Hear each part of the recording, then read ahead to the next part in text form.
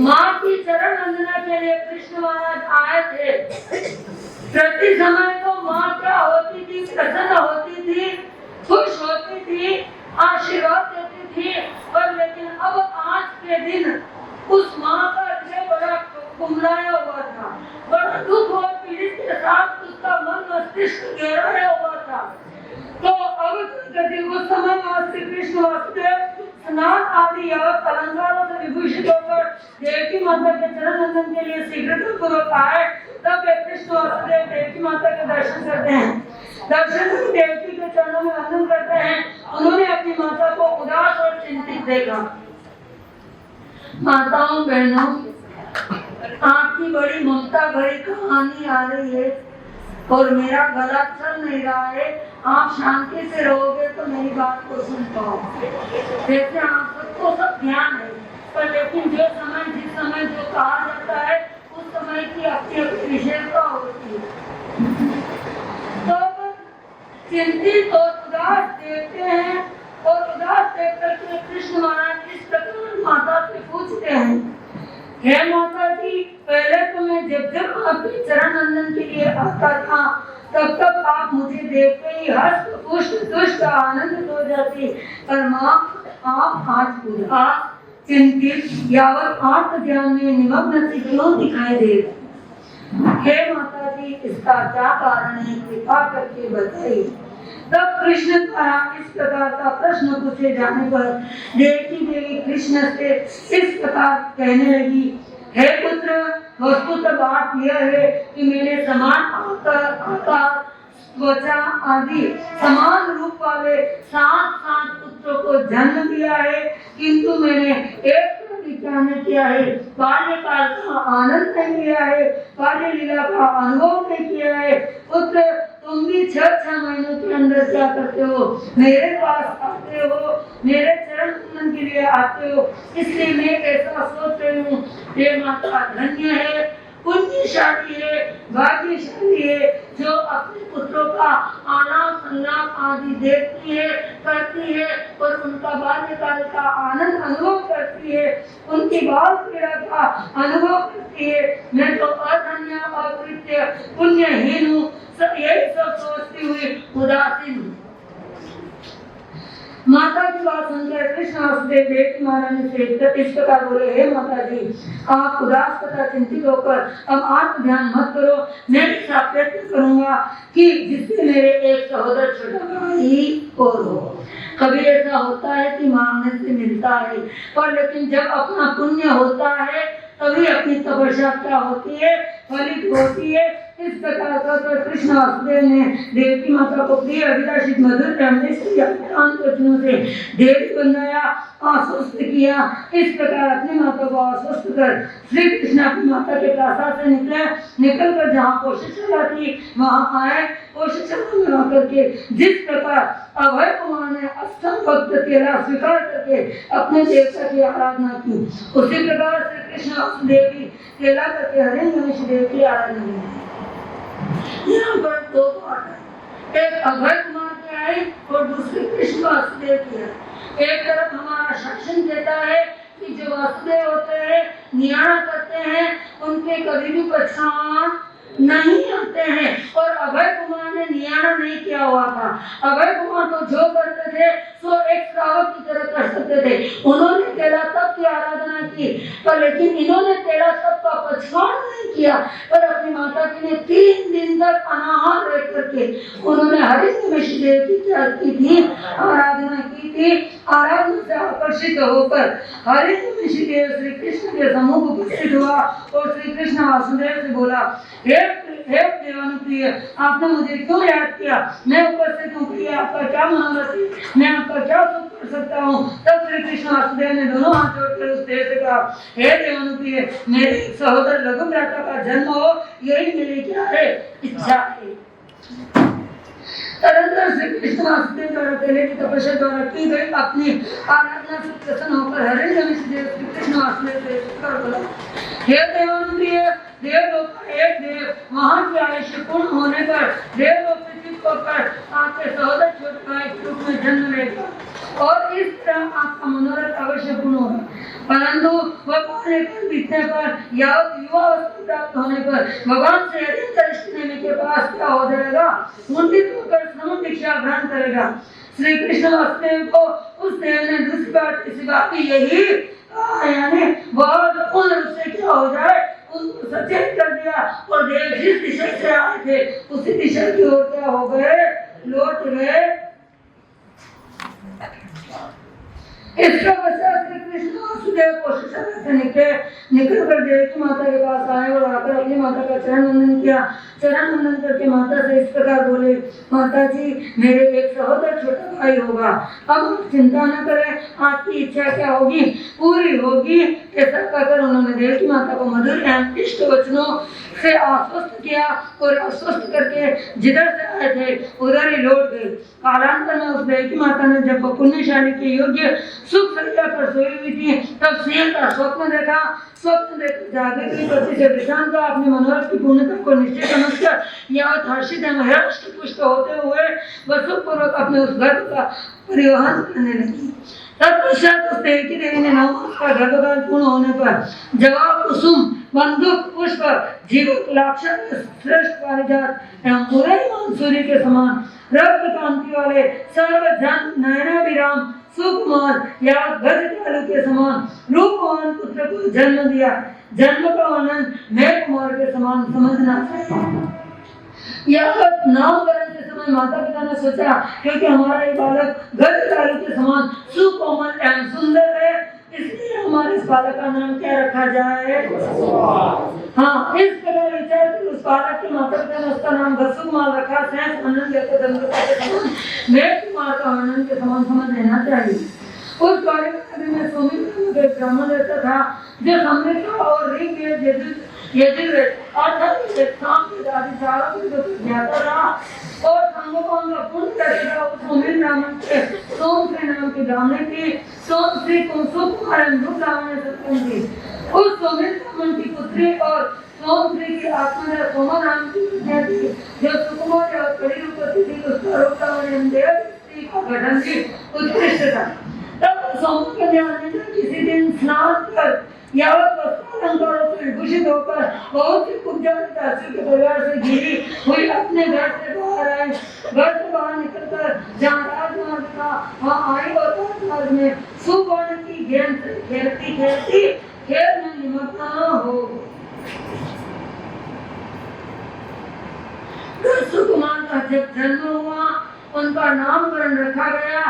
तब इतनी प्रसन्नता हुई रानी और राजा को, तो उस प्रसन्नता के साथ में सारी नगरी को दुल्हन की तरह सजाया, सारी नगरी का मुंह मीठा किया और जो कैदी थे उन सारे कैदियों को भी बंधन से मुक्त कर दिया।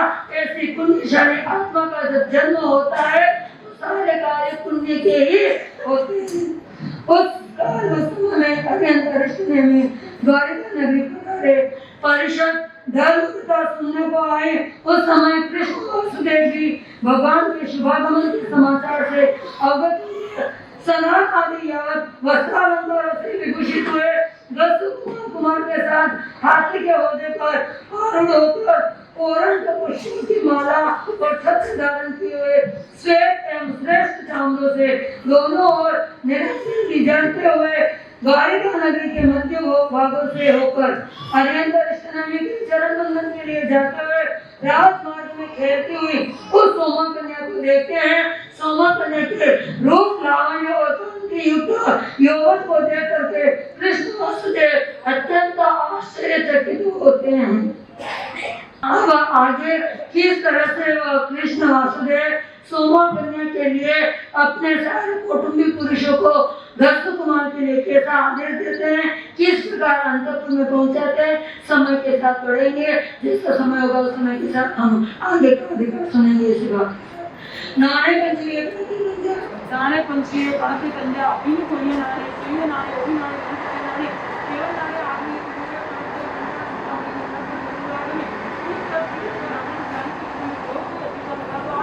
लेकिन सब नमो नाथ दो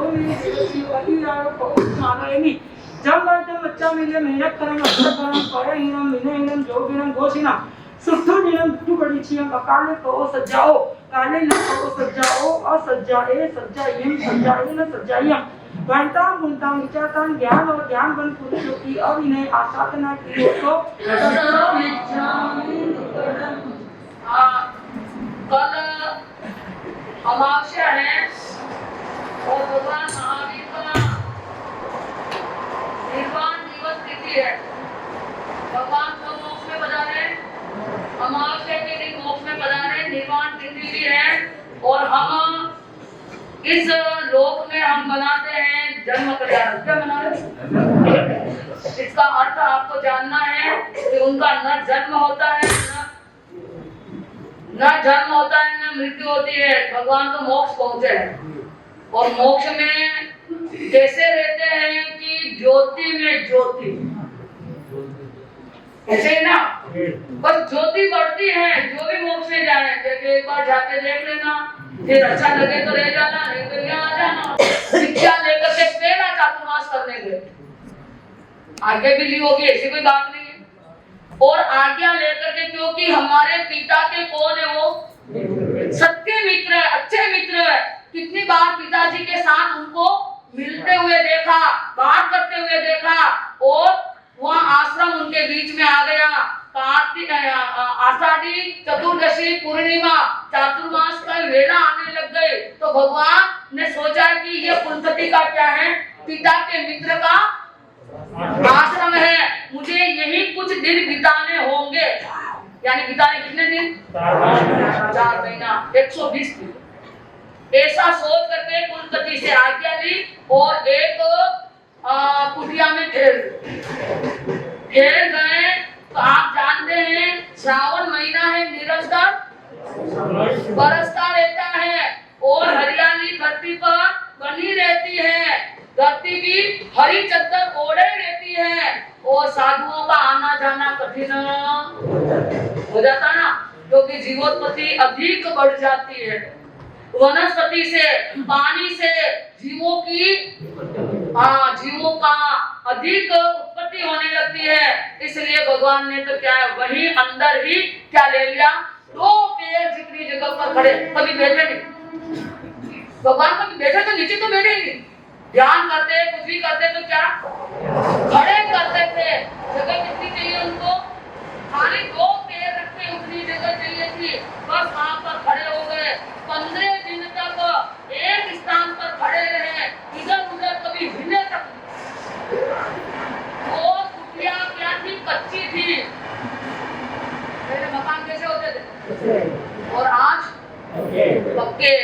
और हम सब कच्चे धर्म के लिए हो, बाकी तो पैसे कमाने में झुके हो गए। पैसे कमाने में, स्वार्थ पूर्ति में और अन्याय अनीति में इतने खड़े उतर गए, इतने ऊंचे उठ गए कि हमको अब रास्ता ही नहीं मिल रहा है कि आगे कहां जाए। ऊपर चढ़े तो पड़े और नीचे पड़े तो रहे कैसे, ऐसी हमारी स्थिति बन रही है। इसलिए कच्ची झुपड़ी थी तो कच्ची झुपड़ी के चारों ओर क्या है, घास फूस होने लग गई। अब सारे जितने भी पशु हैं, कोई जगह घास नहीं मिलती है तो वो कुलपति के आश्रम में आ गए। वो जहाँ महावीर क्या कर रहे थे, कौशल कर रहे थे, उस झूपड़ी के अंदर क्या कर रहे थे, वो सब घास खा रहे थे। सारे जो विद्यार्थी थे उन्होंने कहा, अरे आपने भी कौन से श्रमण को यहाँ रख लिया है, कौन से महात्मा को इधर रख लिया है, वो स्वयं अपनी झूपड़ी को भी नहीं बचा पा रहा है तो स्वयं दूसरों की क्या रक्षा करेगा। कुलपति जी कुछ तो उनको बोलो। तो कुलपति जी जाकर के देखा तो आश्रम में सारे पशु क्या कर रहे थे। अब वो तो पशु दुनिया का घास खा रहे हैं, तो अब साधु का तो ये कर्तव्य होता है कि कोई कुछ खा रहा है तो उसको छुड़वाना नहीं, अंतराय लगती है ना। आपको भी तो थोड़ा समझना होगा कि भाई कुछ खा रहा है, पढ़ रहा है, सामायिक संवर कर रहा है, तपस्या कर रहा है, अगर अच्छे कार्य में अंतराय दोगे तो आप जब भी चाहोगे मोक्ष में जाने की इच्छा होगी, जब भी आप अच्छे कार्य में लगने का भाव बनेगा तो आपको भी सामने कौन खड़ी हो जाएगी, ये अंतराय देवी खड़ी हो जाएगी। ये देवी आपको आगे बढ़ने नहीं देगी। इसलिए अच्छे कार्य में आपको कभी भी हाँ, जो खा रहा है तो खा ले, कुछ और रखो, प्रेम से खिलाओ। और कोई धर्म ध्यान कर रहा, एक समय अरे दो करे ना भाई कर, लेकिन आज हम हर जगह अच्छे कार्य में क्या देते हैं, हाँ तपस्या नहीं है, भगवान बीमार हो जाए छोड़। जो तपस्या करने की हिम्मत करता है उसका मनोबल भी हम कमजोर कर देते हैं, घटा देते हैं और उसको करने नहीं देते हैं। तो बोलो अब कभी भी आपका कब मानस बनेगा कि मैं व्यासना एकासना करूं, आइंद्रिय करूं, उपवास करूं, तो वो कभी होगा ही नहीं, क्योंकि आपने क्या दिया। तो इस तरह से महावीर ने सोचा, जब कुलपति ने कहा अरे तुम कैसे श्रमण हो, तुम कैसे साधु हो, क्या साधना कर रहे हो, भगवान के प्यारे कैसे हो सकते हो, स्वयं अपनी कुटिया की रक्षा नहीं कर सकते हो, तो फिर दुनिया की क्या रक्षा करोगे, दुनिया को कैसे बचाओ। ऐसा उपालंब मिलते ही भगवान का मन विचलित हो गया। उन्होंने कहा अप्रीतिकारक स्थान में रहना अच्छा नहीं, चाहे पूर्व में मेरे पिता के मित्र हो, लेकिन उनका प्रेम नहीं है, उनकी प्रीति नहीं है, धर्म के प्रति उनकी श्रद्धा भक्ति नहीं है, तो मुझे यहाँ रहना हितकर।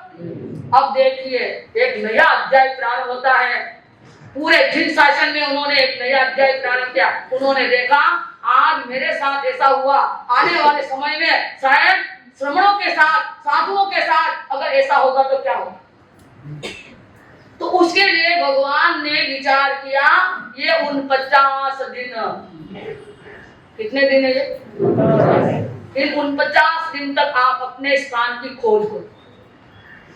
5 दिन 7 दिन जैसा भी आपकी अनुकूलता है रहो। पहले चातुर्मासी गिनती नहीं होती थी, अपना मन जैसा चाहे, जहां पर जिस तरह से साधु लोगों का जैसी प्रीति हो, उस प्रीति के अनुसार साधु उतने तो भगवान ने ऐसा नियम बना दिया। और इस नियम के साथ चलना है कि आप 49 दिन तक, 5 दिन 7 दिन 10 दिन आप इस चोगले में जहां पर भी अपने है उधर का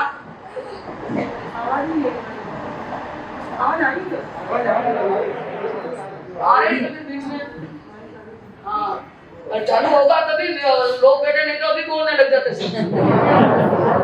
अगर ये नहीं बोलता ना तो सब बोलने लग जाते। मुझे लग रहा है ये सुन रहे हैं, सब सुन रहे हैं ना, आपको आवाज आ रही है। हाँ तो फिर क्या, हाँ चलो अच्छा है।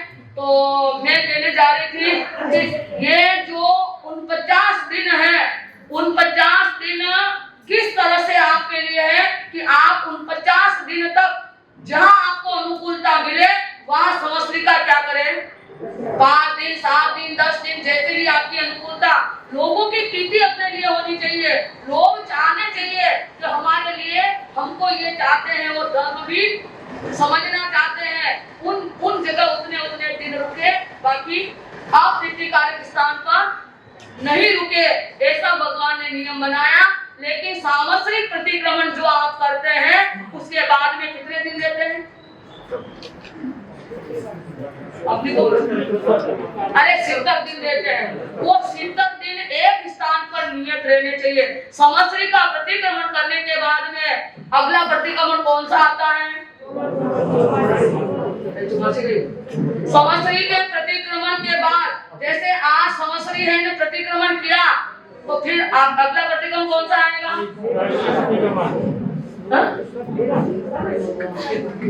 समस्री का प्रतिक्रमण के तुरंत बाद कौन सा प्रतिक्रमण, कैसे बोलो, अच्छा हाँ समझ करके बोलो, सारी समझ है आप में, ऐसी बात नहीं कोई समझता नहीं, इसको समझता है लेकिन उपयोग नहीं लगाता। राशि प्रतिक्रमण कहलाएगा। अब कितने राशि प्रतिक्रमण के बाद में कार्तिक पूर्णिमा अमावस्या है, कार्तिक पूर्णिमा और चतुर्दशी जो चातुर्मास की चौमासी प्रतिक्रमण होता है, तब तक एक स्थान पर हमको रहना है। वो राशि प्रतिक्रमण कितने, 70। देशी प्रतिक्रमण कितने, अरे चातुर्मास है और जितने काम चातुर्मास में होते हैं उतने कहीं पर भी नहीं होते हैं, क्योंकि चातुर्मास में 5 ही प्रतिक्रमण होते हैं, देशी, राशि, पक्षी, चौमासी, समस्री होते हैं ना। अन्य 8 महीने में 5 लेकिन चातुर्मास में 5वीं पट्टी को होते हैं। अब देवशी कितने होते हैं, राशि कितने, यानी संवत्सरी के पहले कितने, संवत्सरी के बाद कितने, और पक्षी कितने, चौमासी कितने, ये सब आप हिसाब लगाएंगे। उसी हिसाब से हमारा ये रिश्ता जुड़ेगा, हमारा ये समय जुड़ेगा। तो अब आप जान लीजिए, बात कर लेते हैं उन 50 दिन ही क्यों। तो ये श्रावण वद प्रतिपदा, ये बहुत बड़ी महान प्रतिपदा है। इस प्रतिपदा वद है वो शुद्ध नहीं, इस वद प्रतिपदा से ही हमारे धर्म का प्रारंभ होता है, क्योंकि 5वां आरा पूर्ण, 6ठा आरा पूर्ण होने पर उत्तरपणी काल का 5वां आरा प्रारंभ होता है।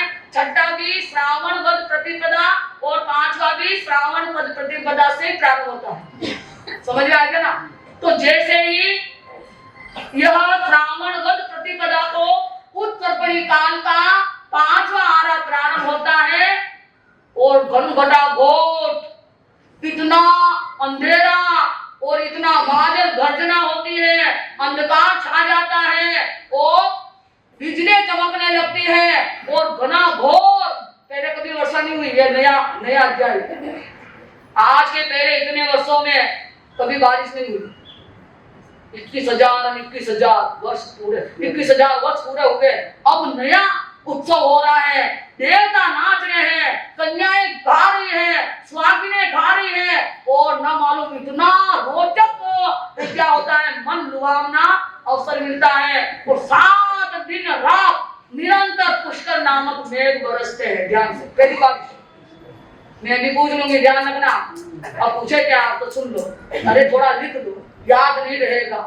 यानी श्रावण वद प्रतिपदा से 7 दिन पर्यंत तक पहली बरसात होती है, पुष्कर नामक मेघ बरसते हैं, जिससे इस धरती का, यानी ये धरती क्या है, जो धरती शुष्क होती है ना, वो थोड़ी धरती में क्या पानी आप लोग फिर 7 दिन रात तक निरंतर क्षीर नामक मेघ, दूध के समान, दूध जानते हो, दूध बरस रहा है। पहले में क्या बरसा, अरे पानी, पुष्कर मेघ ने क्या बरसाया, पानी बरसाया, जिससे क्या है, सूखी धरती क्या हो गई, हाँ नीचे तक वो क्या है, आराम से। और उसके बाद में क्षीर नामक देव दूध के समान 7 दिन रात तक बरसे, तो धरती की दुर्गंध खत्म हो। पहले तो धरती गीली हो गई, दूसरे में दुर्गंध समाप्त।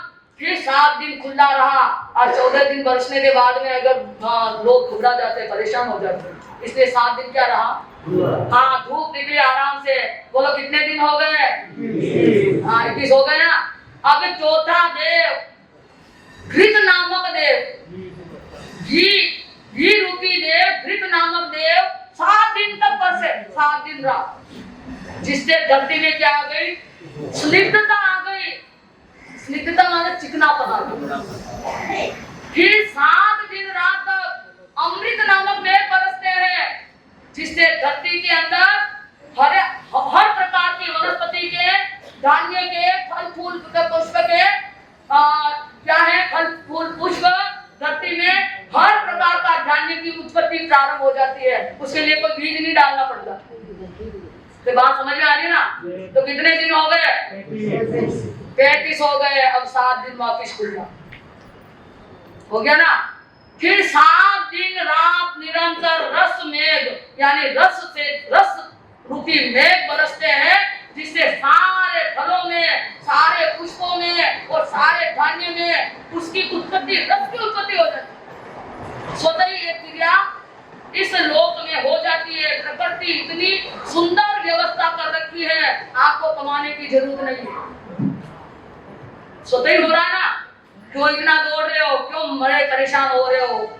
प्रसन्नता के प्रश्न चिन्ह पे आओ। प्रसन्नता क्यों नहीं है, परेशानी क्यों है? अगर आप धन की तरफ दौड़ोगे तो परेशानी है, और अगर आप उदारता और धर्म की तरफ दौड़ोगे तो प्रसन्नता है, होगी ना। अब वो प्रकृति की ऐसी अद्भुत छटा देख करके मीलों में रहने, कितने मील थे, याद है? अरे बोतर बिल जिनमें मनुष्य रहते थे, उन्होंने बोतर बिल को देखा। बोतर बिल के अंदर जो बुलबुलाते हुए मनुष्य ने देखा, एक बिल के अंदर 50 लोगों के रहने की क्षमता है, वहां पर 200 लोग भरे। इतनी कठिनाई से हमारा जीवन व्यतीत होता है। उस समय भी हम थे, ऐसी बात नहीं। आप और हमारा भी जीवन काल बीता है, बीता नहीं, लेकिन भूल गए। आप बड़े बड़े लंबे लंबे छोटे छोटे मकान बना करके बैठे हैं, जैसे हम हमारे समान में बड़ा बाजार समरा, ऐसा सोच के बैठे। तो इस तरह से हमारे जितने भी लोग थे वो प्रकृति की अनमोल छटा को देख करके बाहर आए। उन्होंने देखा, ओहो हम अंदर बैठे बैठे क्या कर रहे हैं, कितना प्रकृति हमको दे रही है, प्रकाश दे रही है, पुष्प दे रही है, सुगंध दे रही है, सारा अन्न दे रही है, सारा अमृत दे रही है, सब कुछ दे रही है, और हम भूल करके गंदे विचारों में बैठे। ऐसा सोच करके सब बाहर निकले और इन सारे फल पुष्पों को इसकी सुगंधी उनको खींच के डाले। उन्होंने उसके पहले क्या खाते थे वो? उसके पहले क्या खाते थे वो? अरे मांस। दिल में रहते थे। अब एक इतनी बातें कहीं बताऊं तो 11-12 एक ही बज जाए। आप लोगों को ध्यान ही नहीं है ना किसी का। उसके पहले वो दिल में रहते थे। दिन में इतनी गर्मी पड़ती थी, दिन में मध्याह्न में कि अग्नि की भट्टी में चले जाए तो शांति मिलती, इतनी गर्मी। और रात में इतनी ठंड पड़ती थी, इतनी शीतकाल पड़ता था, बर्फ पे गोले बरसते थे। हिमालय पे चले जाए तो भी हमारी जीव को शांति। तो एक सा समय कब रहता? सुबह सूर्योदय के समय और शाम को सूर्यास्त के समय एक समान रहता था। उस समय लोग, पहले वाले जो इस छटा के पहले लोग बाहर निकलते थे और गंगा यमुना दो ही नदी बहती थी, उसमें पानी तो थोड़ा और कचमच ज्यादा। तो लोग क्या करते हैं, उन कचमच को निकाल करके सुबह निकालते और धरती में रेत के नीचे दबा देते। ये तो आपको ध्यान होगा ना, धरती में दबा देते और शाम को निकलते तो वो तो खा लेते और नया निकाल के डालते। अब जैसे इन्होंने ये क्रिया की है, इन्होंने निकाला डाला, आपने देख लिया तो ये नहीं आएंगे, उसे आप जाकर के लेके खा लेंगे। ये छीना झपटी तो आज भी हो ही रही। आज ही अपना अधिकार नहीं समझ रहे, अपना धर्म नहीं समझ रहे और अपना हक, किसी का हक नहीं दे रहे, ना अपने हक का ले रहे। वो तो हो रहा है कि नहीं हो रहा? तो ऐसा ये छठे आने की प्रवृत्तियां है, ये सारी बातें छठे आने की है। और हम कौन से आने में चल रहे हैं? देख लो, पांचवे में है कि छठे में जीना गलती हो रही है। अरे प्रेम से जो देता है, प्यार से जो देता है, वो प्रसन्नता होती है। और छीन झपट करके लोगे तो उनको भी क्या होगा? छीनने का महत्व क्या होगा? क्लेश, अशांति होगी ना। तो इस तरह से आप देखिए, तो यह क्रम चलता रहा और इस तरह से वो क्या खाते थे? पहले मांस खाते थे, सुबह का शाम को सुबह का। ऐसे 21,000 वर्ष, 21,000 पांचवे आ रहे, 21 छठा आ रहा और 21,000 दूसरा उत्सर्जन का पहला। इस तरह से कितने हो गए? 42,000 वर्ष के भयंकर दूषण काल को आज हम अपने प्रकृति के साथ इस काल को समेट रहे हैं कि आज 42,000 वर्ष के बाद ऐसी निर्मल छटा हमको क्या है देखने को मिलेगा, निर्मल छटा। इसलिए इस छटा को देख करके सारे लोग बाहर निकले और फल फूल आदि खाने लगे। मांसाहार उस संस्कार को छोड़ करके उन्होंने कहा ये धान्य अच्छा है, इसको पका के खाना है, ये फल अच्छे हैं, ये पुष्प अच्छे हैं, इस तरह से खाने लगे। और वो दिन था भाद्र शुक्ला पंचमी। 49 दिन हो गए ना, हिंदी के लगा दिए ना आपने हिसाब, तो मेरे को लगाना है। इसलिए ये 49वां दिन कौन सा था? संवत्सर। एक महान संस्कृति का उदय, मांसाहारी जो नर थे उसका अहिंसा के मंगल पथ पर पहला चरण न्यास, प्रथम चरण न्यास कहाँ हुआ? और सारे लोगों ने अपनी एक संस्कृति बना ली, सारे लोगों ने अपना एक बहुत बड़ा नियम बना लिया, एक समाचारी बना ली। अब कोई भी मांस नहीं खाएगा। आज के दिन ऐसा संस्कार का उदय हुआ। आज के दिन नहीं हो कब? समझ नहीं कि इसको आज के दिन, आज हमारे मन में आ गई, चालू हो।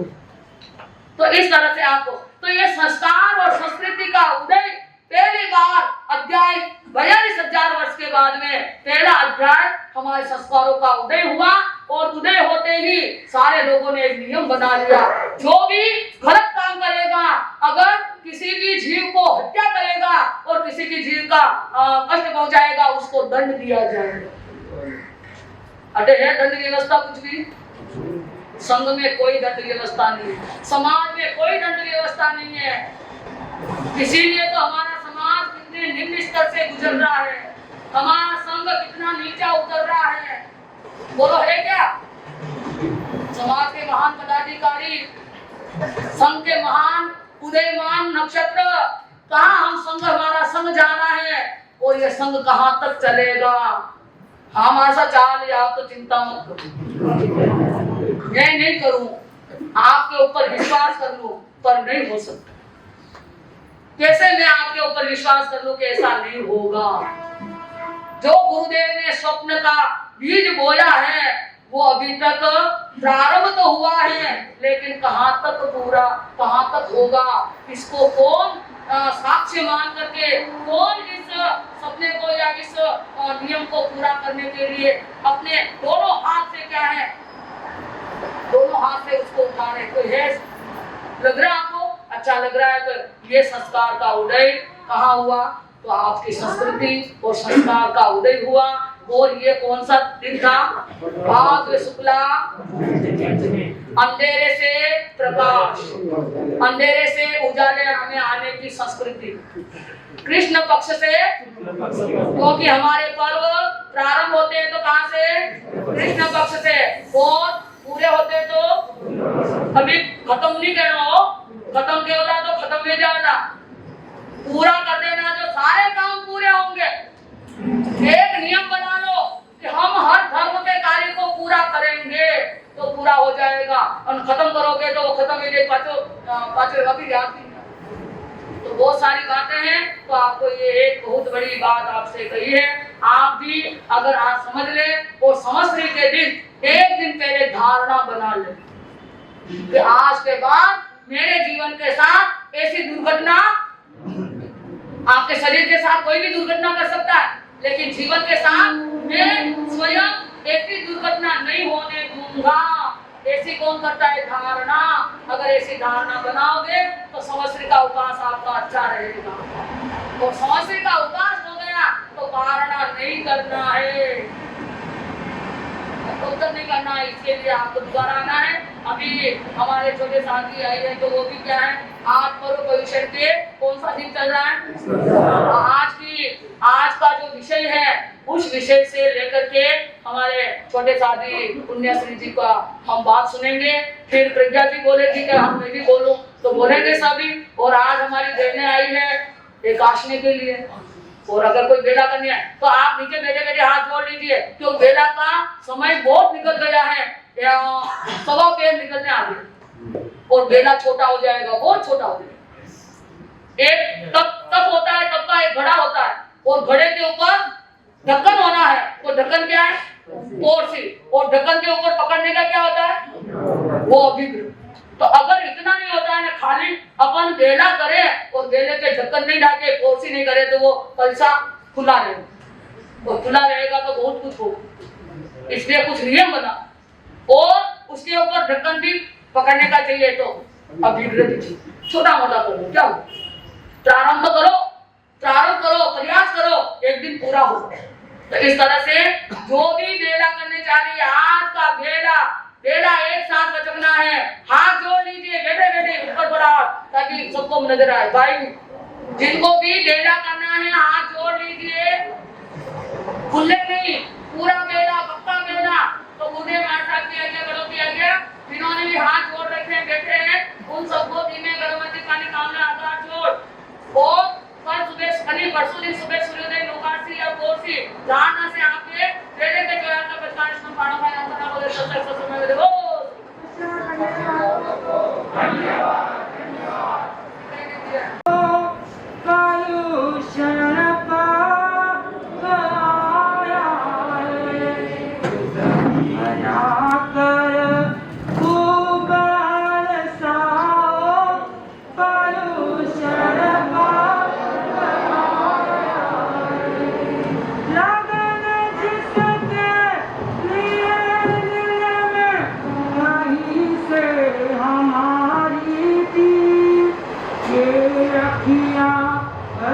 उसी को सदा रखी थी, उसी को मन में बरसाओ वायु क्षण उसी के गीत सब गाओ वायु क्षण मना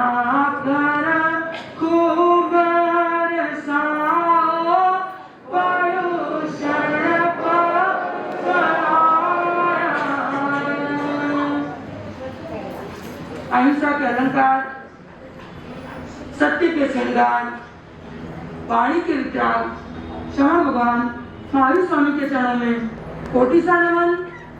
गुरु अमरेश एवं मुनि मैया प्रेम के चरणों में सत सत नमन।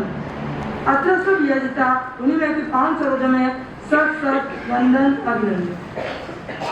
उपस्थित श्रद्धालु भाई बहन, आज का विषय आहार में आरोग्य। हम हमेशा स्वस्थ रहना चाहते और शरीर का आधार ही आहार है। पर आहार हमें कैसा करना है? हमने कितनी बार सुना है कि आहार 4 प्रकार का है, अशनम, पारणम, खायमम, सायमम। उसके बाद आहार आता है ओज आहार, रोम आहार और कवल आहार। अब हमें कितना आहार करना है और कब करना? तो हमने आहार का वर्णन सुना था आरा में, जो 6 आरे का वर्णन आता है कि हमें आहार दिन में ही कितनी बार करना है? 1 बार, 2 बार, 3 बार। 3 बार भोजन भजन कबार, उसमें भी आते हैं झंझट हजार। 3 बार भोजन भजन कबार, उसमें भी आते हैं झंझट हजार। दुख का दुख सबसे बड़ा है। क्या है? दुख का दुख सबसे बड़ा है। सुबह दूर करो तो शाम को, है ना? महिला की सबसे बड़ी बीमारी क्या बनाऊं, शाम को क्या बनाना है ना? अभी बना लिया, शाम को चिंता, सुबह बना लिया फिर भी शाम की। और 8 दिनों में तो ज्यादा क्या हमें आदत ही उस चीजों की पड़ गई है कि हम इससे बच नहीं सकते। पर इससे अच्छा आहार कोई हो नहीं सकता है। तो आगे बढ़ते हैं कि आहार किसके लिए करना है। तो बात आती है स्वाद के लिए हमें खाना अज्ञानता है, और आज सबसे हम अज्ञानी बन के बैठे। हमें कैसा चाहिए खाना? हाँ, पर हमने कितनी बार सुना है, गुरु मियां ने फरमाया है कि ये जो हम खाना शब्द बोलते हैं वो किसका है? पता है क्या? फिर भी हम खाना खरीद लो गई, है ना? ऐसे बोलते हैं। पर आज्ञा बना है या भोजन कर लिया, और वो नहीं हो तो उससे बढ़कर आते हैं कि आपने आहार कर लिया क्या? तो हमें थोड़ा समझना है, और ये जायकेदार लच्छेदार भोजन करना हमें होटलों में कैसा मिलता है? होटलों पे, लारियों पे कैसा मिलता है कि ना? जिसने कभी माँ का हाथ का खाना नहीं खाया हो उसको ये जायकेदार लग सकता है, और जो आज बाहर अकेले रहता है उसको ही पता है कि घर का आहार कैसा हो। अभी कल ही तो हॉस्टल से एक लड़का आया था, जांच कर रहा था कि इतने दिनों में पता नहीं चला कि खाना क्या होता है, पर आज वहां पर अच्छे से अच्छा मिल रहा है। कि मैं भी एक बार कहाँ गई थी, जैन हॉस्टल है ना अपने अंदर में, उस हॉस्टल में गई थी, वहां पर गोचरी मैंने भी बोली तो अच्छा था खाना, फिर भी उनको घर का अनुभव आता है ना। साथ में बैठ के खाते हैं तो ठंडी रोटी भी, और हम प्याज के हो गए अकेले खाने वाले, ऑर्डर दिया और घर पर, तो हमें थोड़ा सुधार लाना है कि पहले के लोग साथ में बैठ के खाते थे तो खाना भी कैसा, भोजन कैसा लगता था, मीठा लगता था और खाने में आनंद भी आता था। तो हमें ऐसा खाना का त्याग करना है, और खाना किसके लिए खाना है, तो हमें खाना संयम को हमारे शरीर को चलाने के लिए। आज हम किसी लिए खा रहे हैं, स्वाद के लिए, तो हमें ऐसा खाना त्यागना है। तो आगे बढ़ते हैं कि खाने से पहले फरियाद नहीं रखना, खाने से पहले फरियाद नहीं, खाते समय स्वाद नहीं। तो सबसे बीमारी यही है, खाने से पहले फरियाद नहीं, खाते समय स्वाद नहीं, और खाने के बाद प्रमाद नहीं। आज हम इतना सारा खाना खा लेते हैं कि खाते ही हमें क्या चाहिए,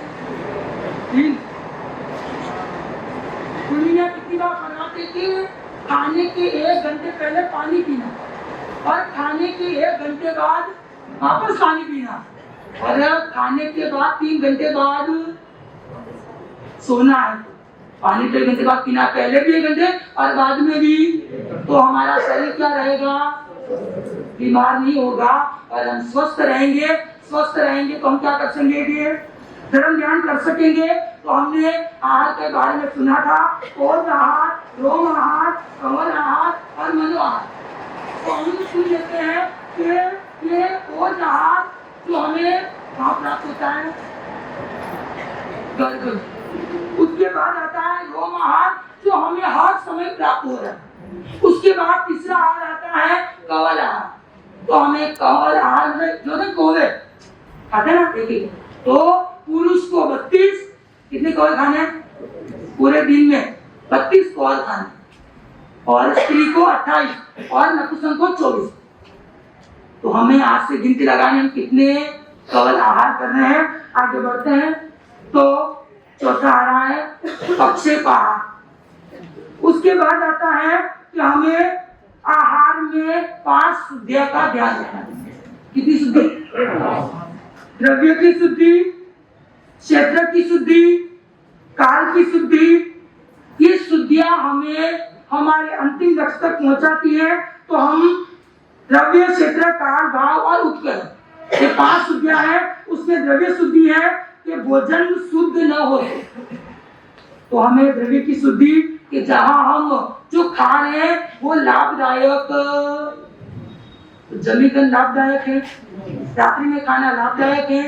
पता है कि जितना हम जमीकन खाते हैं उससे हमें क्या होता है, तामसिक प्रवृत्ति बढ़ती है, गैस होती है, और दूसरी बात है रात को खाते हैं तो पानी पीना नहीं होता है, तो उससे भी हमारा पाचन शक्ति क्या होती है, खराब होती है। तो हमें कैसा आहार करना है, आज सब चीज तैयार आ गई। पहले सब मसाले घर पर बनते थे, पर आज आटा भी, इडली का घोल भी, जो घोल मंगाते वो भी कौन बनाता है पता नहीं, पर हमें कैसे लगता है तो हम वो पानी छानते हैं या नहीं छानते वो भी। फरमाते हैं कि पानी कैसे पीना है, जैनी होकर पानी न छाना, जैनी होकर पानी न छाना, आए राम रातों को खाए खाना, आए राम रातों को खाए खाना, जैनी होकर पानी न छाना, आए राम हम खाते ही हैं फिर भी गा भी रहे, तो हमें इसका त्याग करना है। हाँ, बात को नहीं बढ़ाते हुए अब क्षेत्र की शुद्धि कैसे करनी है कि हम क्षेत्र में जो जगह कि किस जगह पर हमें खाना है और हम खा कहाँ रहे हैं, लारियों पे, है ना? वहाँ जब गटर वटर सब खुला रहता है, लाइट होती है, वहाँ जाकर हम खाते हैं। तो ऐसा खाना हम बाजार में खाना बंद कर लें, जो भी खाना है घर पे लाकर, तो क्षेत्र शुद्धि हो सकती है। लाना नहीं है, बता रही हूँ, क्षेत्र की शुद्धि करनी हम तो घर पे खा सकते हैं, बाहर से लाओ घर पे लाओ पता नहीं। और काल की शुद्धि कितनी बजे तक हमें खाना, पहले नाश्ता नहीं बनता था, सीधा 10 बजे 10:30 बजे 11 बजे तक। हाँ, तो हमें शाम को क्या लग जाती थी, और आज हमारा खाने का टाइम, तो काल की शुद्धि हमारे पास नहीं है, इसीलिए हमारा खाना, हमारा भोजन क्या हो रहा है, वो भोजन शरीर को क्या कर रहा है, बिगाड़। तो हमें बिगाड़ना नहीं है। आगे बात को नहीं बढ़ाते हुए भाव की शुद्धि कैसे करनी है, आगे गुणी मिया भाव की शुद्धि, उपकरण की शुद्धि, और आगे कैसे फरमाते हैं, और हम भी अपने आहार को आरोग्य में कैसे बदलते हैं, सुनते हैं। आगे कैसे फरमाते हैं। जय गुरु अम्बेश, जय गुरु। नमो दुर्वार रागादि आरहते योगिनाथाय महावीरायताय ने, आरहते योगिनाथाय महावीरायताय ने। अनंत अनंत आनंद के निकेतन बीच ज्योति अहिंसा अवतार चरम तीर्थ परम पावन पिता परमात्मा भगवान महावीर प्रभु को नमन।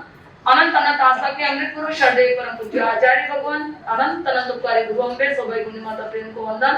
ऊपर के सज्जनों, वात्सल्य मूर्ति माताओं बहनों, जैसे आज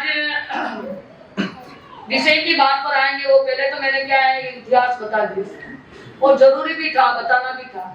लेकिन विषय आज का क्या था, पहले दिन यानी पर्व परिषद का तीसरा दिन है, और पहला दिन था क्रिया की प्रक्रिया, यानी चलने की कला, तो कैसे चलना है।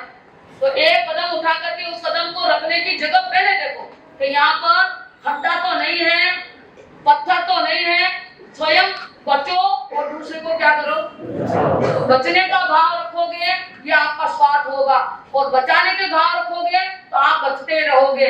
मैंने कहा था बचाते चलो बचते रहो, ये क्रिया पहली, क्रिया की प्रक्रिया। और दूसरा है चलते हुए अगर हमें मार्ग का भ्रम हो जाए कि कौन से मार्ग, दिशा का ज्ञान नहीं है और दृष्टि हमारी सुंदर नहीं है, तो हमें दिशा के ज्ञान के लिए पूछना भी। तो ये कौन सा आएगा, भाषा। तो भाषा भी कैसी बोले, अरे बुद्धा तो समझता नहीं है, मेरे पूछ रहा है, तो ऐसे ऐसे नहीं, बड़े प्रेम से किसी ने पूछा है, और जिस भाषा में पूछा है और जिस समय में पूछा है, उसको आप उसी भाषा में धीरे से क्या दे दो जवाब, कि ये कौन सी दिशा है, कहाँ जाना है, कौन सा रास्ता है, ये सब आपको दो। और इतना चलते चलते और इतना करते करते फिर क्या लग जाए, तीसरे दिन भूख लग जाए। चलते चलते पहली क्रिया तो कौन सी, चलने की, और चलते चलते थक जाए तो एक तरफ सावधानी से, बीच में मत खड़े रहो, बीच में खड़े रहने बातें मत करो, रास्ते में नहीं तो टकरा जाओगे या कोई आपसे तकलीफ आएगी। एक तरफ सावधानी से खड़े रहो, यह आपका खड़े रहने का है। और खड़ा भी ना रहा जा रहा तो बैठना, तो भी आप अपनी अनुकूलता से ऐसी जगह बैठो तो उठना न पड़े और दूसरे को परेशानी न हो। एकांत में ऐसे स्थान पर जाके बैठो और जगह देख करके पूछ करके फिर बैठो। और बैठा नहीं रहा जा रहा है तो फिर आराम के लिए सोना है, तो सोने की भी जगह आपको विवेक से बैठो। ये सारी क्रिया है, लेकिन हमें तो चलने की क्रिया से ही प्रारंभ होना है। तो आज आहार में आरोग्य, भोजन भी करना पड़ता है, बिना भोजन के हमारा शरीर चलता। और ने तो यहाँ तक कहा है कि आप चलते चलते थक जाते हो, अब शरीर को बहुत जरूरत है किसी आहार की, तो क्या करना, आहार लेना है, और उतना ही लेना है कि जितना हम आगे जाने के लिए जितने दूर तक जाना है उतने लेना है, अधिक नहीं। तो आज आहार में आरोग्य, बोले आप आहार करो पर रोग नहीं होना चाहिए, इतना बचते हो। और उसके बचने के लिए क्या करना है? खाना कैसा? अनजाना नहीं खाना, अनजाना नहीं खाना, यही आपका खाना है। लेकिन पहले बहुत पुराने समय में आता था कि अनजाने फल नहीं खाओ। हमारे पूरे तो किम्पाप नाम का फल होता है जो जिसने जाना नहीं है, सारे ने खा लिया तो मर गए, जिन्हें जान लिया वो जिंदे रहे। ऐसी कथा आती है। अब ये कथा अभी नहीं बोल सकते इतना लंबा, लेकिन हमारा विषय क्या है कि क्या था? आहार में आरोग्य।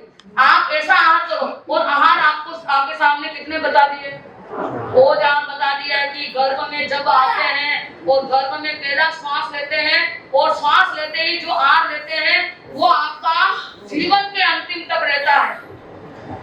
फिर रोम आहार जो आपके क्या है 6 महीने के बाद में शरीर के अंदर क्या है सुई चुगाई जाती है। गर्भ तो नहीं हुआ, गर्भ में हुआ है सब, ये सारी क्रिया गर्भ में ही होती है। सुई चुगाई जाती है तो वो रोम आहार। और तीसरा कवल आहार। पचकान किसके होते हैं? मुंह से खाने के पचकान होते हैं। वैसे शरीर पर कुछ लगाना नहीं है, शरीर स्वतः ही प्रकृति दे रही है, शरीर में घुस रहा है, उसका कोई इलाज नहीं, उसको नहीं रोक सकते। लेकिन मुंह से या किसी लगा करके कोई दवाई लगा करके अगर शरीर का पोषण करेंगे तो भी गलत है। उपवास भी कर ले, तपस्या भी कर ले और मालिश करवाए तो आधा आहार तो जा रहा है ना अंदर। बहुत आवश्यक है, वैसे करना नहीं चाहिए, हमारे धर्म में इसकी छूट नहीं है, लेकिन आजकल हमको छूट देनी पड़ती है। और जितनी हम छूट दे रहे हैं उतने हमारा धर्म बहुत नीचे की तरफ जा रहा है। ये कोई छूट नहीं थी। आप जितना हो सके उतना निर्मल करो, थोड़ा करो तो थोड़ा भी अच्छा, ज्यादा करके भी सब कुछ गलत करना और मांस कमानी करो। एक ही उपवास सही नहीं होगा, लेकिन एक उपवास ही करो भाई, मेरे मुंह से नहीं खाना है तो शरीर पर कुछ लगाना भी और आराम समाराम भी नहीं करना, तो ये आपका उपवास। उपवास का मतलब क्या है? उप का मतलब नजदीक, वास का मतलब रहना, यानी शरीर के नजदीक नहीं रहना, हमें किसके? आत्मा के नजदीक। और आत्मा से जो क्रिया करना है, आत्मा का जो कार्य है वही करना है, शरीर की क्रिया नहीं करना है। शरीर को तो क्या स्थिर कर दो, वही उपवास होगा। बोलो ऐसा उपवास करते हैं? वाह, समझ कर लीजिए। एक खाली आहार में आरोग्य का अर्थ है 3 प्रकार के आहार आपने पहले सुने होंगे, ये तो है ये, लेकिन 3 प्रकार। पहला आहार कल्याण आहार। कल्याण आहार चक्रवर्ती के अलावा कोई भी नहीं कर सकता। वो आप देख लीजिए, 1 लाख गायों का दूध निकाल के 50,000 को, 50,000 का दूध निकाल के 25,000 को, ऐसे करते करते सबसे अंतिम कितनी गाय रहेगी? एक रे हिसाब नहीं आवे ना। तो अंतिम जितनी गाय रहेगी उसको पिलाएंगे और उसका दूध निकाल करके फिर अग्नि के ऊपर उसको इतना तपाएंगे कि बस अब उसके अंदर तपन की शक्ति नहीं है। उसके बाद में उसके अंदर केसर, कस्तूरी, जायफल और मेवा सब डाल करके वो आहार किया जाता है। वो चक्रवर्ती के अलावा कोई नहीं बचा सकता। अगर वो आहार कोई स्पर्श भी कर लेता है ना तो उसके हाथ भी उसका काम नहीं करता। ऐसा आहार चक्रवर्ती का आहार।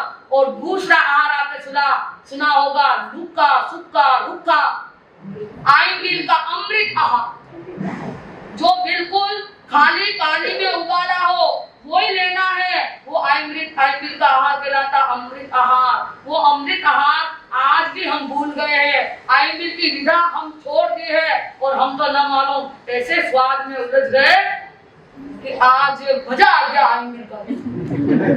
जब आप आइंबिल का मजा लोगे तो आपकी आत्मा में सजा भुगतनी पड़ेगी। जितना संसार के कार्यों में मजा लोगे उतनी सजा भोगनी पड़ेगी। बोलो मने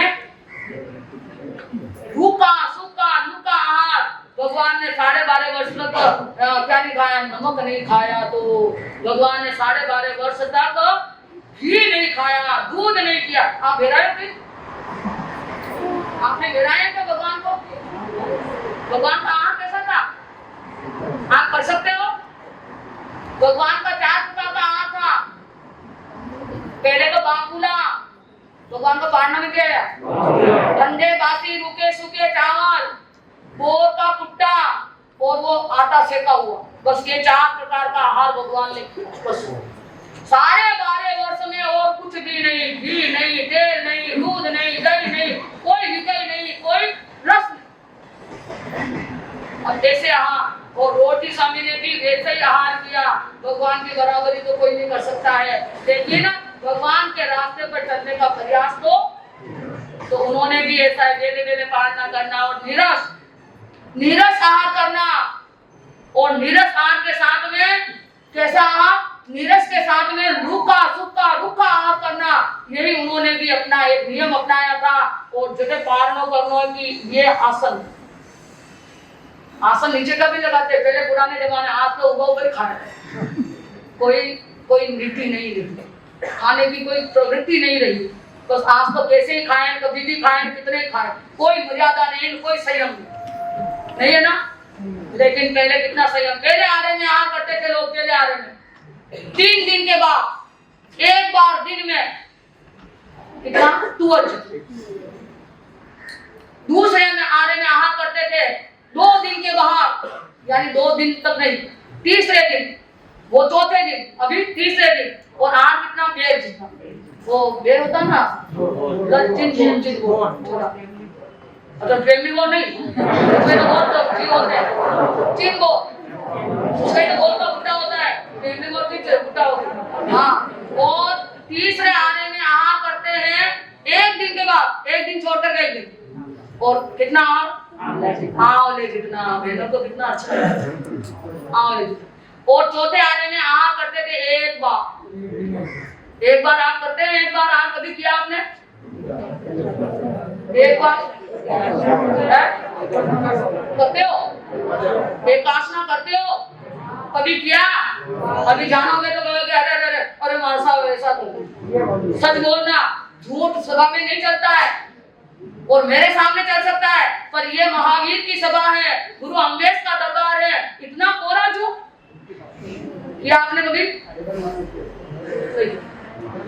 देखो, एक बार का मतलब क्या है?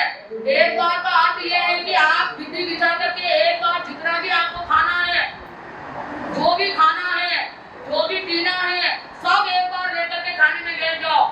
कोई भी ला करके नहीं देवे और किसी से अपेक्षा नहीं रखो, किसी को कष्ट नहीं दो, एक बार लेके बैठ जाओ। एक आसना अभी आज एक आसना है ना, सुन लो। नहीं है एक आसना, बोल दो अभी बोल दो, नहीं है। अब सुनो, ये तो एक बार हो गया, पर एकासना ने एक बार एक ही बात है। एकासना और ये एक बार में अंतर है कि एक ही है? हाँ, तो वो अंतर क्या जानो? एकासना का मतलब आसन एक, ये नीचे वाला द्रव्य आसन एक, और शरीर का आसन भी एक। सुन लेना, और जो भी खाना है थाली में ले लो, किसी को भी तकलीफ मत दो, कष्ट मत दो कि तू यो ला रे मारे एकासना, यो ला, गरम गरम रोटी ला, आराम चल रहा है, चूल्हा आग के लिए चल रहा है, गरम गरम रोटी आ रही है, क्या एकासना है? अभी आराम आग के नाम से चल रहा है, इसलिए हाँ बाद में चाय पियो, बाद में बना जो, ये क्या एकासना है? वैसे एकासना मत करो, नहीं करोगे चलेगा, पर एकासना का परंपरा बिगाड़ना अच्छी बात नहीं है। एकासना बस एक साथ ले लो और हिलना नहीं है, खाली अभी छुट्टी हो जाएगी मेरी बात, अभी नहीं, मैं नहीं कर सकती ऐसा, किसी के साथ नहीं कर सकते, क्योंकि जैन धर्म जबरदस्त है, लेकिन किसी के साथ जबरदस्ती भगवान महावीर भी नहीं करी। वो काल छोड़ के कैसे रोज भगवान की वाणी सुनता, और भगवान ने कभी नहीं कहा कि तू हिंसा छोड़ दे, कभी नहीं कहा। बस भगवान का वाणी उपदेशात्मक है, आदेशात्मक नहीं। हम उपदेश दे सकते हैं, पर आदेश आपको तो आपके अंदर सोचना है कि हमको क्या करना है। बस कहना है हमारा फर्ज है, करना करवाना हमारा फर्ज है। तो इस तरह से आपको ध्यान देना है। जबरदस्त ये हमारी भगवान की वाणी है। और जैन धर्म बड़ा जबरदस्त है, पर जबरदस्ती इसका नियम नहीं है।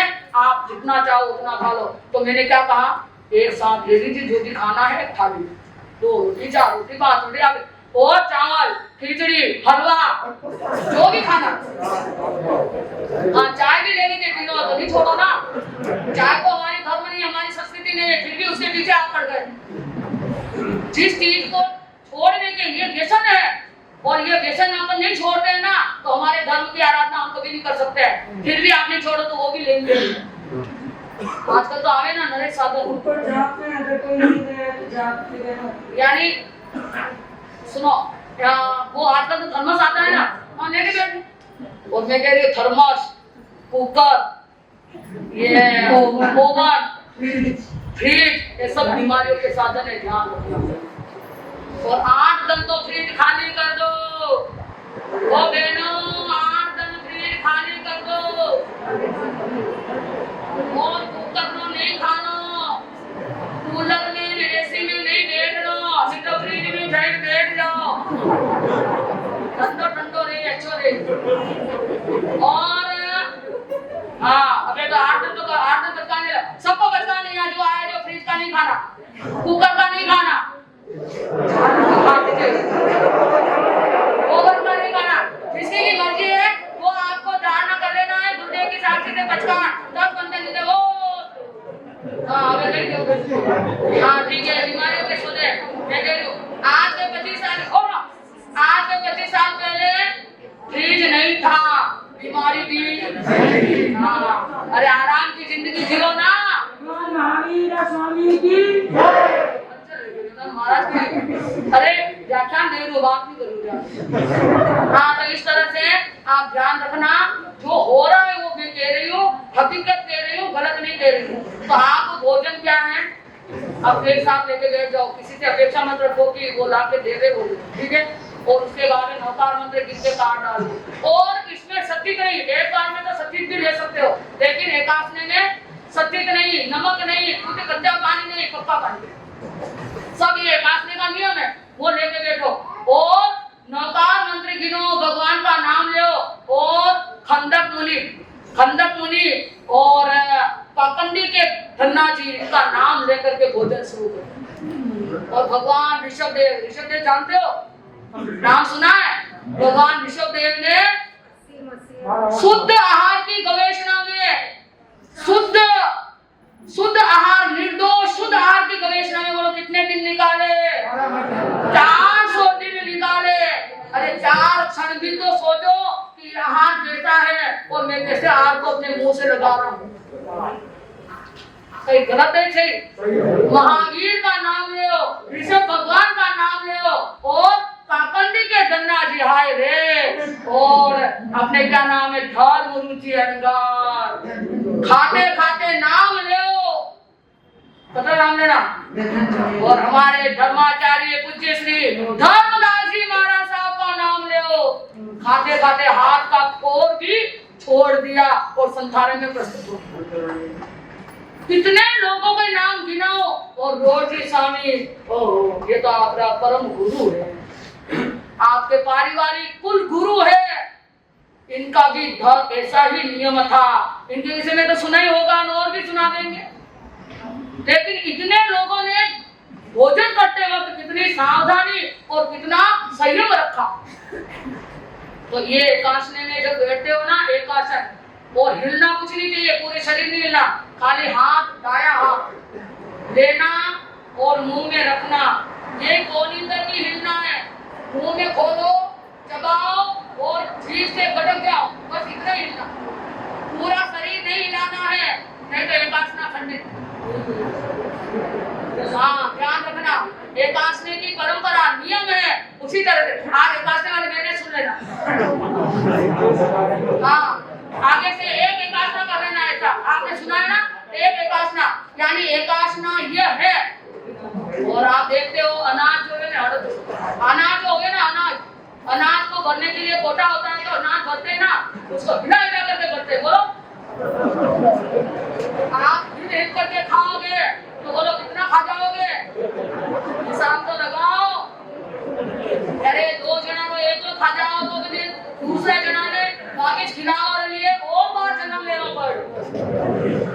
मत खाओ कि दूसरे को ईर्ष्या हो जाए, या इतना मत खाओ कि दूसरा भूखा रह जाए। समझ में आ रहा ना?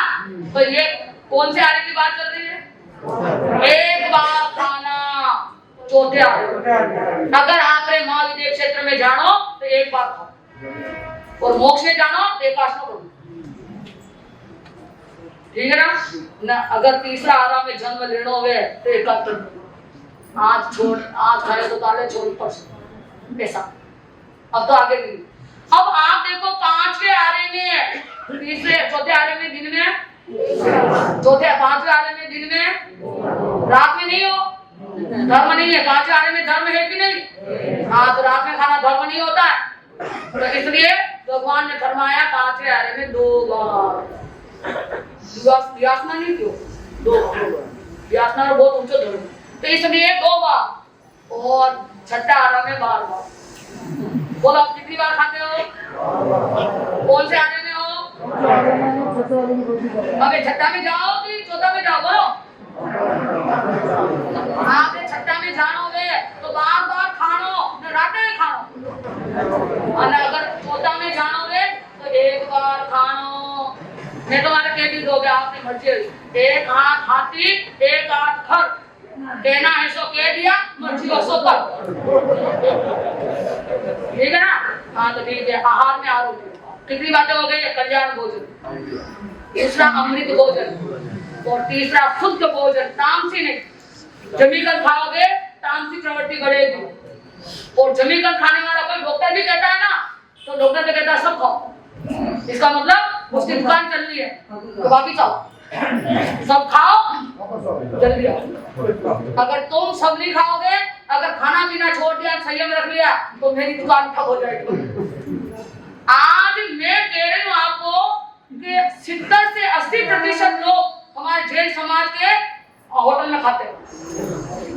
अगर हमारा जैन समाज समझ जाए और सुलझ जाए कि हमको होटल में नहीं खाना, बाहर का नहीं खाना, तो कतरी होटला। हम रास्ते में चलते हैं 1 किलोमीटर पे कतरे तो रेस्टोरेंट आवे, कितनी होटला आवे, कतरे ठप्पा। ठप्पा जानते हो? देखो 1 किलोमीटर का कतरा, देखो खाओ वाला कितना हो। तो बेटे पूछो भाई खाने वाले कि आपका जैन समाज का लोग नहीं आवे तो माने दुकान सब बोल देते पक्को। अगर आप रे हम तो आप कितने उदार हो, कितने दिलदार हो, कितने कलदार है आपके पास, तो होटलों में नहीं जाएंगे तो कहाँ जाएंगे? आप तो साझे भी कटे हुए रिसोर्ट में, घर को आंगन में कुमारो न साझे कटे, अरे तोरण कटे मानता, कटे कटे मानता तोरण, घर का दरवाजा के तोरण, वो दरवाजे खाली ना तोरण कटे बन गया।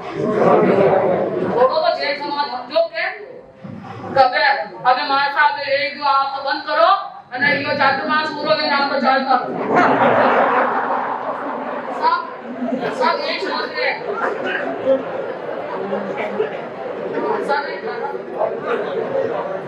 बहुत सारे लोगों के अंदर ये भ्रमणा है। कभी गौशाला में जाओ, जन्म जयंती मनाओ, गौशाला में, अनाथालय में जाओ, और वृद्धाश्रम में जाओ कि माँ बाप की गति हो रही। एक कृष्ण था 400 माताओं को रोज प्रणाम करता। 400 कितने दिन में आता नंबर? 6 महीने। बोलो कितनी माताएं थी? और हर कार्य माता को प्रणाम किए बिना प्रारंभ नहीं करता, मुंह में पानी नहीं डालता। बोलो आप से करो, आपने तो माँ है ही नहीं ना, आप तो ऊपर से सीधे टपक गए। आप कह रहे रेडीमेड, ये रेडीमेड। मेरे को लग रहा है कि जिसने माँ के गर्भ से जन्म नहीं लिया ना, वो सब रेडीमेड, अभी रेडीमेड चाहते हो, और समय का वेश भी रेडीमेड चाहिए। इसके लिए माँ के गर्भ से जन्म लेते हैं तो ये रेडीमेड नहीं करते काम, सारे रेडीमेड हो रहे। तो इसलिए माँ हो तो अब एक ही माँ आपने बसी है, सीधा बटे जाए प्रणाम कर दीजिए, और हे माँ तेरी मैं क्या सेवा करूं? अगर पूछोगे उसकी सुख शांति पूछोगे तो मैं कहती हूँ कि उसने आशीर्वाद दे दिया, उसका पार किसी में भी नहीं। माता पिता और गुरु अगर आपके लिए प्रसन्न है और इनको आपने प्रसन्न कर दिया तो संसार में कोई नाराजगी नहीं रहेगी, कोई निराश नहीं। समझ लेना तो बहुत सारी बातें हैं। आहार के विषय में बता दिया है, आहार में आरोग्य। और जब बीमार हो जाओ तो एक शब्द आता है लोगों से आरोग्य। हे भगवान, मुझे निरोगता की प्राप्ति हो। वो निरोगता का एक सूत्र है निश्चिंतता। निश्चिंतता जब अपने जीवन में आ जाती है तो निश्चिंतता सारे रोगों की दवा है। सारे रोगों की दवा हवा, और हवा हजार हवा और एक हुआ जानते हो। और निश्चिंतता, निश्चिंत बेफिक्र हो जाओ, किसी की फिक्र नहीं करना, न पैसे की, न परिवार की, न किसी की फिक्र करो तो स्वयं की करो। अगर ऐसा करोगे ना तो बहुत कुछ आपके जीवन के साथ जुड़ जाएगा। नहीं तो जीव के हाँ, पेट के ना, अभी हमारी क्षमता नहीं है तो खा लो। नशा पे कई बड़े भाग पड़े गए, नशा पे हो कमजोर हो गए तो फिर बीमारियां हो गए ना। बाएं हाथ का खाना कैसे चाहिए देखो, सुनो। इस हाथ से जीना हो तो खाओ, जिताओ खाओ। जो आप राइट हो ना, दाया हाथ से ले और पहले किधर रखो, दाएं तरफ। और जो दाएं तरफ रखा है और लेना कितना, और कितना लेना, जितना मुंह खा लेना उसका चौथा और लेना, चौथा और ले और सीधे दाएं तरफ रखो। उस जिस तरफ रखा उसी तरह से चलो। इतना चबाओ कि चबते चबते पानी हो जाए, रस बन जाए। कम खाओ और अधिक समय तक उसको चबाओ, ऐसा। फिर इधर से लिया, अब दूसरी बार इधर रखो, इधर से चबाओ। इसी क्रम से अगर आहार करोगे, नहीं तो दाएं हाथ का बाएं में चला जाए, बाएं हाथ का दाएं में चले जाएगा, बीमारी पे खाने की कला नहीं है ना, तो आप खाने की कला सीखनी है ना। खाने की कला, इधर से खाना है, इधर से खा के उतारो। इधर से खाना है तो आपको क्या है, खाने का मजा आएगा, शरीर में भी वो आपको क्या है, बड़े प्रसन्नता देगा और पच भी जाएगा, अच्छा भी रहेगा। शरीर में चुस्ती, यानी शरीर के अंदर क्या बढ़ेगा, शक्ति बढ़ेगी, शक्ति समर्थन होगा। लेकिन हम खाने का ही समझ नहीं आता है, खाना पीना ही हमने कितना गंदा ले लिया है। और खाने का समय भी खराब है और खाने की चीजें भी, न द्रव्य शुद्धि है, न क्षेत्र शुद्धि है, न आहार की शुद्धि है, न काल की शुद्धि है, और न भाव शुद्धि है, नहीं उपकरण। आपके उपकरण भी शुद्ध होने चाहिए, अभी वो शादी बोल रही, ठीक है ना। तो इस तरह से खान पान क्या होना चाहिए। तो ये खाने का जो ये आपके सामने रखा है, खाना नहीं अनजाना, जो भी खाते हो अनजाना नहीं होना चाहिए, हमारे जैन धर्म के अनुकूल होना चाहिए। आपका कोई दोस्त है, वो अन्य धर्म वाला है, वो उसका धर्म का वो खा रहा है, लेकिन आप उसके साथ बैठ करके आप भी उसका खा लेते हो। क्या आप उसके साथ बैठते हो जो आपके साथ रहने के लिए तैयार है? सामाजिक में, संवर में, आपके भोजन में वो नहीं है, तो आप उसका क्यों खाते हो? वो आपका नहीं, आपके साथ भी नहीं रहता, आप उसके साथ क्यों? आप अपने वाले के साथ हो ना। आज हमारे जैन समाज के युवा पीढ़ी हमारे साथ कम रहती है और अन्य धर्म वाले के साथ ज्यादा, इसीलिए तो हमारा क्षेत्र छोटा होता जा रहा है ना। तो अब क्या करें, उसके लिए कुछ तो करिए। हमारे लोढ़ा साहब क्या है, और बड़े लोढ़ा जी आगे, हमारे सीएम लोढ़ा क्या है, आपने तो वो थोड़े नए नियम तो बना रहे थे, आपके लिए अच्छा होता। तो इस तरह से खाने पीने का यानी खाना भी अच्छा होना चाहिए। आहार शुद्धि ही विचार शुद्धि होती है। जैसा आहार करेंगे वैसे क्या बनेंगे, विचार बनेंगे। बड़ा आनंद है आज का दिवस, खाने की कला, सुंदर तरीके से खाना है, सुंदर तरीके से रहना है, और रहन सहन खान पान अच्छा है तो सब कुछ अच्छा रहेगा। बहुत बड़ा आनंद, हर जगह यहाँ वहाँ जहाँ जाए आनंदी रहे, आराम रहे, ऐसी मंगल कामना है। गुरु अम्बे सौभाग्य को नमन वंदन करके, पूर्णी माता प्रेम का आशीर्वाद लेकर के उनसे नम्र निवेदन पूर्वक प्रार्थना करेंगे। आपकी मंगलमय छत्र छाया, आपकी कृपा आशीर्वाद हमारे संत पर, हम सब पर बना रहे, ऐसी मंगल कामना, भव्य भावना। हाँ, कल का प्रश्न था देव ने दीन, देव ने दी। हाँ, वो कौन सी द्वारिका नगरी, देवता ने दी, देवता ने, हाँ, अब ऐसी द्वारिका नगरी है, वो प्रश्न था। आज का प्रश्न सुन लीजिए, आज का प्रश्न कल लिख के लाना है। वो आज का प्रश्न है आपके सामने।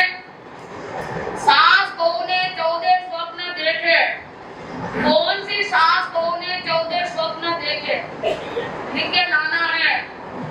आप टटोलोगे अपने आप को तो मिल जाएगा। कौन सी सास बहू ने 14 स्वप्न देखे वो देखो।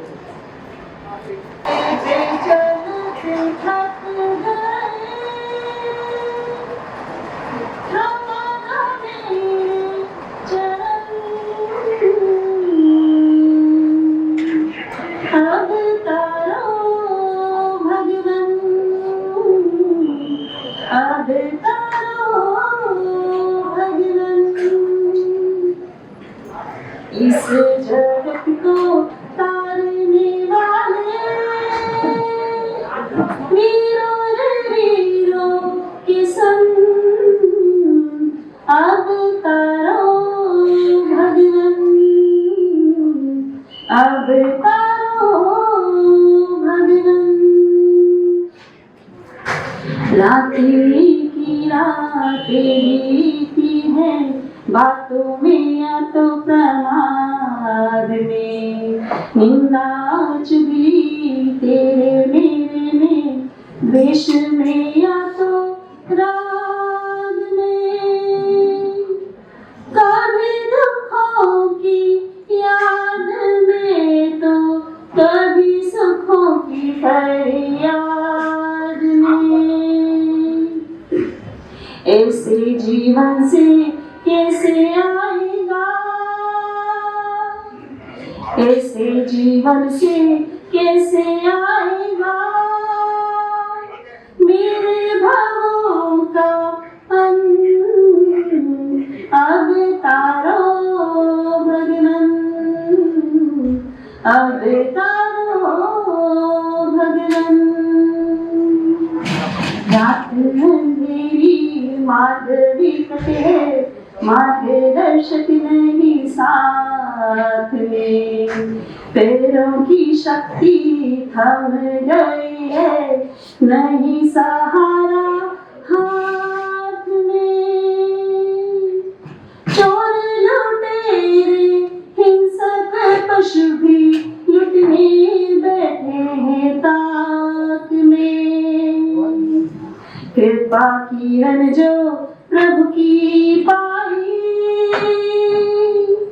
कृपा किरण जो प्रभु की पाई, रास्ता हुआ सुगम। अब तारो भगवन, अब तारो भगवन। वह दिन धन्य होगा जब मन में होगी शांति शांति है। श्रद्धा अटूट हो जिन धर्म पे, मिट जाए सारी भ्रांति है। ज्ञान क्रिया की क्रांति संग में, सिद्धि में वे शांति है। वहाँ पहुँचा दो जहाँ न होवे, वहाँ पहुँचा दो जहाँ न होवे कभी भी जन्म मरण। अब तारो भगवन, अब तारो भगवन। अंगुली पकड़ के झूमी गुरु ने मुझको पत से लगा लिया। मानो झंझोड़ के चंचल मन को मोहनिका से जगा दिया। आत्मगुणों के घातक दुर्गुण शत्रु को भी भगा दिया। मुझको सुधारने वाले तो है, मुझको सुधारने वाले तो है, वीर के आगम ब्रह्म। अब तारो भगवन, अब तारो भगवन। चलते चलते थक गए, थम दो मेरे चरण।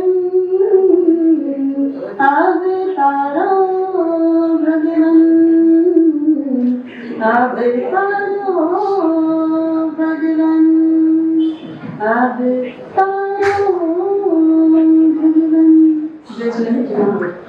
सभी वंदन अत्र शीर्ष मंच पर विराजित विजय लता जी महाराज आबादी खाना के चरणों में सभी वंदन अभिनंदन। गुरु अम्बेड दरबार में विराजित धर्म प्रेम भाइयों बहनों आप सभी को सादर जय जय। पर्युषण पर्व के तृतीय दिवस पर आप सभी को हार्दिक शुभकामना। आज जैसा कि प्रत्येक 22 तारीख को ठाकुरदार संघ की सेवा रहती है, आज हम सेवा के अवसर पर ठाकुरद्वार से सभी सदस्य पधारे हैं। जितने भी सदस्य आए गुरनी मैया, क्योंकि वहां पर भी ठाकुरद्वार में पूज्य गुरुदेव श्री अरुण मुनि जी महाराज साहब का चातुर्मास गतिमान है। जितनी संख्या थी उतने हम पधारे और ऐसा सेवा का मौका मिला। प्रतिदिन मां सती जी के मुखारविंद से प्रवचन के माध्यम से हमें अमृतमय वाणी द्वारा अनुग्रहित करे थे। और आज का विषय था आहार से आरोग्य की तरफ।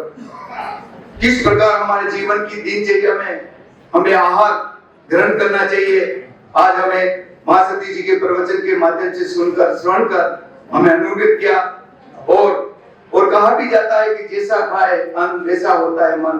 तो इस प्रवचन के माध्यम से मां सती जी ने हमें अनुग्रहित किया। बहुत बहुत कृतज्ञता।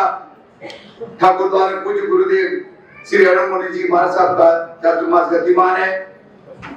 सभी उप संघों से व्यवहार संघ के सभी सदस्य, व्यवहार संघ के सभी पदाधिकारीगण, सभी संस्थाओं, महिला मंडल, युवक मंडल, बालिका मंडल एवं व्यवहार संघ के सभी शीर्ष मंच, शीर्ष पद पर विराजित गणमान्य आप सभी से नम्र अनुरोध करता हूँ।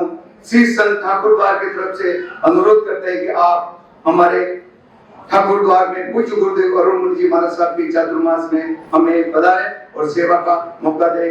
इन्हीं आशाओं के साथ जय जिनेन्द्र, जय महादेव। पूज्य प्रवर्तक पूज्य गुरुदेव वेदनाथ श्री अम्बर आदि महाराज